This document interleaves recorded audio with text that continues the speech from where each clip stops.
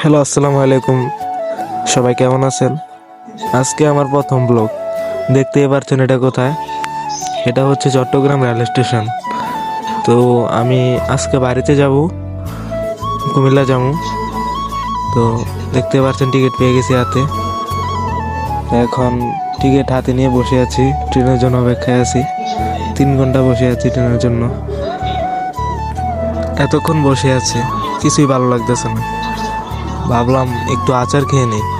তারপর দোকানে গেলাম, যে একটা আচার নিলাম, আচারটা খাইতেছি। তখন দেখি বলতেছে যে ট্রেনের কাছে সবাই চলে আসো, ট্রেন এখন ছাড়বে। তো আমি আমার সিটটা বেছে নিচ্ছি, হাঁটতেছি কিন্তু পাচ্ছি না। এরা বলতেছে আরেকটু সামনে, আরেকটু সামনে। তো অবশেষে সিটটা পেয়ে গেলাম, কিন্তু আমার সিটে আরেকজন বসে আছে। তো ওনাকে তুলে দিয়ে বললাম, ভাই এটা আমার সিট। তো আমি বসলাম। দেখতেই পারছেন সবাই সবার সিটগুলো খুঁজে নিচ্ছে।